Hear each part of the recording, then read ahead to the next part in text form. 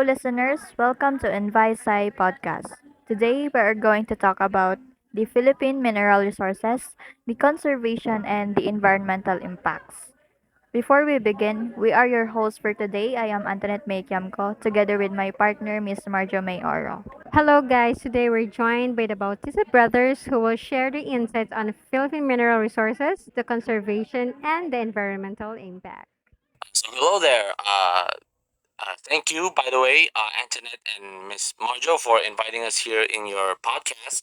We've wanted to be here in this podcast for a very long time now, and it's a great honor to be here today.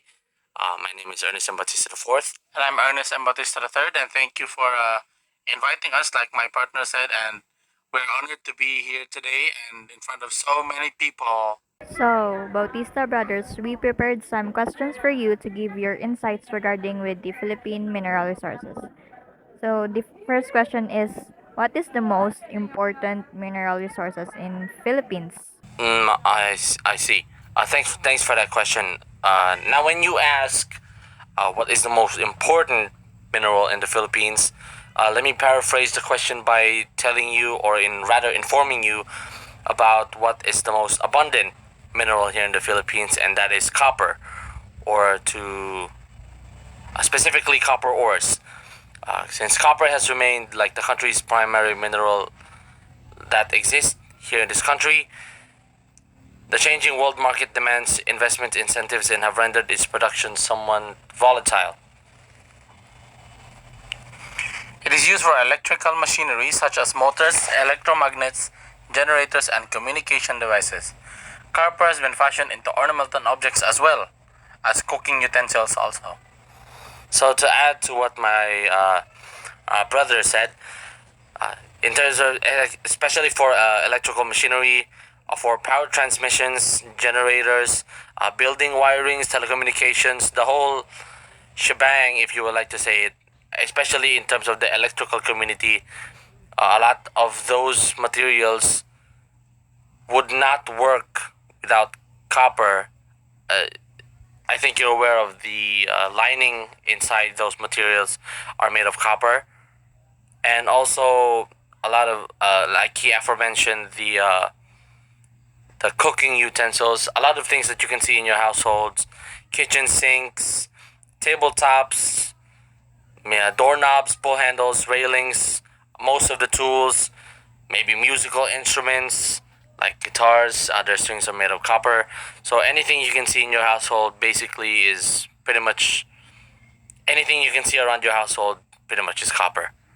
Wow, that was thrilled. So, for the next question is the biggest environmental challenges related to mining? Well, the biggest issue that I can think of that mining affects in the world today is climate change. I can think of at the top of my head because right now, as we speak, some classes or some schools are implementing online classes again due to the rising heat index here in our city, Cagayan de Oro. That was challenging, right? Anyway, can you give us some examples of successful conservation efforts in the mining industry? Now, I appreciate that question very much because when we talk about mining, there's a lot of negative effects when it comes to the negation of environmental conservation.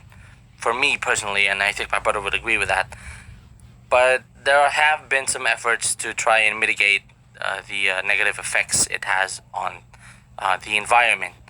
For example, tailing reuses that extract residual metals from previous mining projects. For example, it minimizes waste and impact. So, additionally, with saying that, having that being said, it ensures waste is managed safely and efficiently, and it can prevent further disasters from happening. So, there's that. Oh, I'm so speechless. So, can you give us your thoughts on the future of mining in the Philippines? Well, as for the future of mining in the Philippines, honestly, only time will tell. But from our sources, we've heard that the Mines and Geosciences Bureau of the Department of Environment and Natural Resources predicts that there could be around 190 mining projects in the next 4 years. So fingers crossed that that will lead to good results. Wow, for me, it should or we should be doing the practices to maintain our mineral resources in the country. How about you, partner? I think it helps the economy in the Philippines to growth of the mining industry, and it's very critical ingredients in inducing economic growth, attracting more investment, creating more jobs, and relieving poverty, particularly in the rural areas. But yeah, it will destroying or severely changing the critical ecosystem. Thank you, Bautista brothers, for joining us today. It's clear that the Philippines has bright future if we can manage our mineral resources responsibly.